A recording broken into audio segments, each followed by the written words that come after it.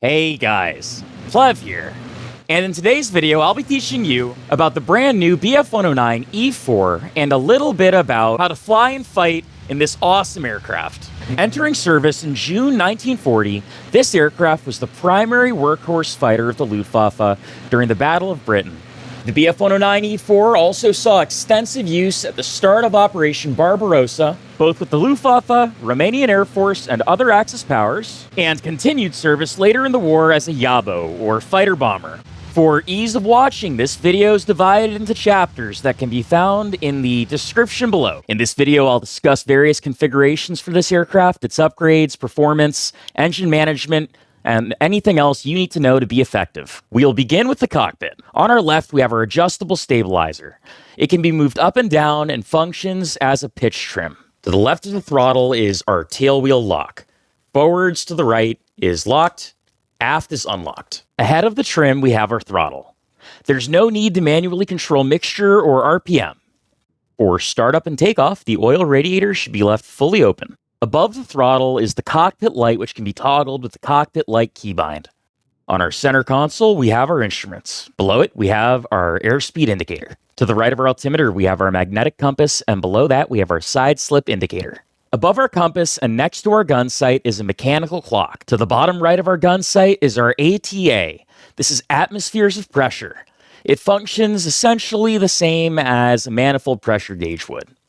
Below our airspeed, we have our tachometer showing RPM. To the right of that, we have our propeller pitch indicator. Below our tachometer or RPM gauge, we have our gear indicator. To the left of that, we have our fuel and oil pressure. To the bottom left of our fuel and oil pressure, we have our fuel state in liters. We also have a red light with an M7 and arrow pointing towards it that will illuminate when there's a low fuel weight on board. To the right of that, we have a mechanical landing gear indicator. To the right of that, we have our oil temperature gauge, which is black, displayed in Celsius, and to the right of that, we have our water temperature, which is green, displayed also in Celsius. On our pilot's right hip is our water radiator.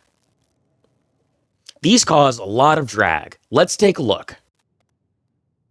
Notice the pin which emerges from the wing when the radiator's closed. Before starting our engines, let's apply the toe brakes. The water radiator should be fully closed for startup. That's it for the cockpit. Why don't we go ahead and start the aircraft? After startup, you should set your water radiator to 50%. For almost all situations, including combat, the water radiator should be left at 50%. For taxi and takeoff, the oil radiator can be left open. However, in winter, you may want to slightly shut it to avoid overcooling. Let's recap that. On startup, it's oil radiators open, water radiators shut, throttle at 10%. Let's get ready to taxi. This is not mandatory, but prior to taxi, many recommend turning on manual propeller pitch with right shift P. Then, pressing right shift minus, we can lower the propeller pitch to 0%. You'll notice this on your propeller pitch dial as well. This will reduce tail swinging. We'll look both ways for traffic, we'll confirm our tail wheel's released, and we'll give her a little bit of throttle.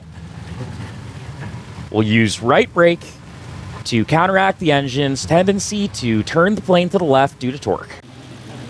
You'll notice it's taking quite a lot of brake and quite a lot of rudder to counteract that effect. We'll take this turn nice and slow. We can lean out the side of our canopy in order to see over the nose.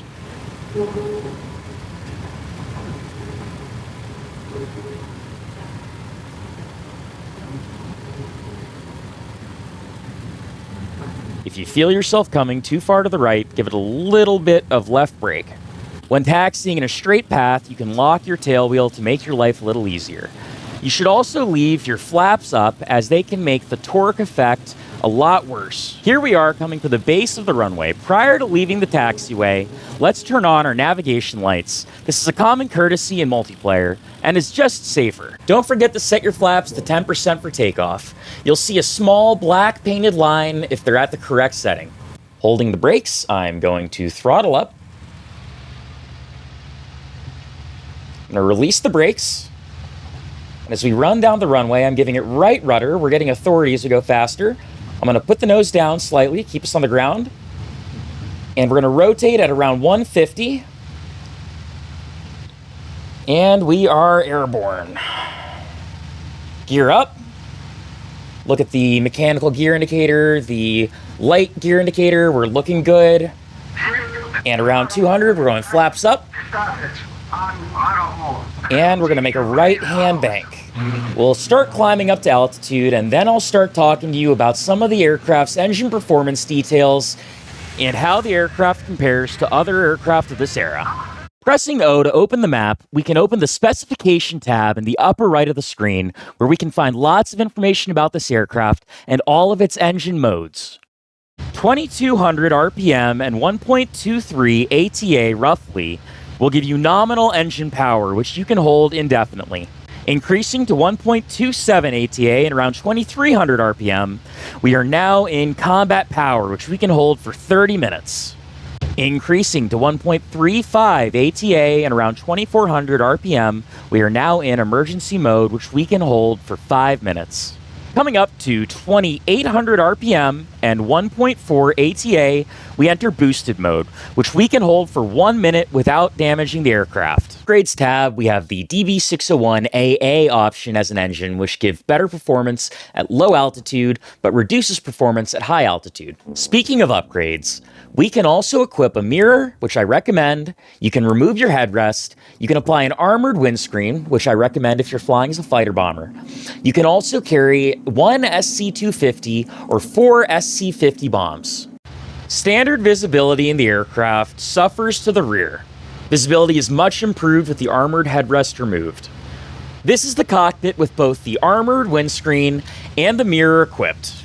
Now let's talk about the specifics of this aircraft's performance. The aircraft has an incredibly good corner airspeed of 270 kilometers per hour. For context, this means we can outturn the Lag 3 Series 4. However, the Spitfire can definitely keep up with this plane turn-wise and even outturn it at lower speeds. The aircraft has an excellent climb rate for an early war aircraft of 14 meters per second. This means that when fighting the Lag 3 or the Spitfire Mark V, that this plane has an advantage fighting in the vertical.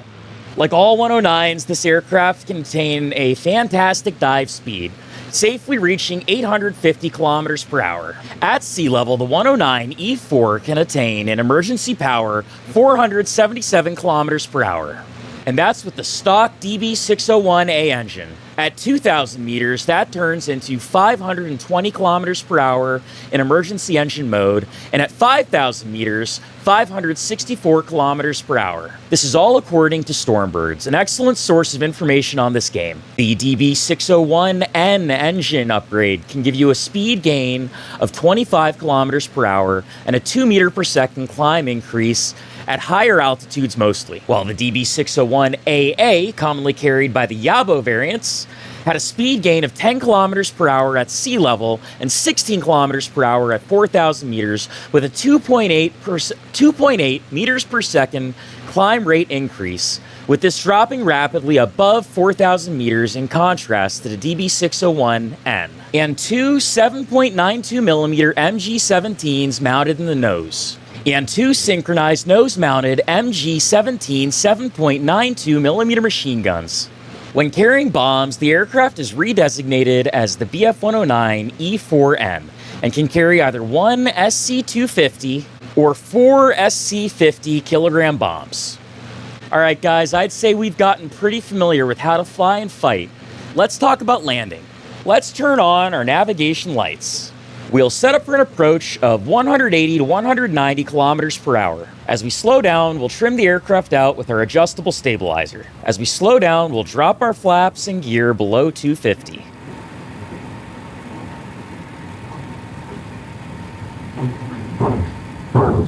Like all 109s, this aircraft is a very thin, narrow undercarriage, and you'll have to be careful not to flip it on touchdown.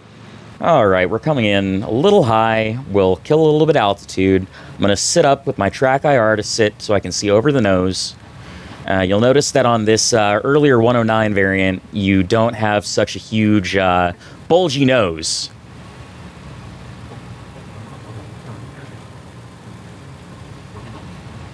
Watching our speed, watching our descent rate, trying to kill off some of that altitude. We're aiming for a touchdown speed here of 140 to 150.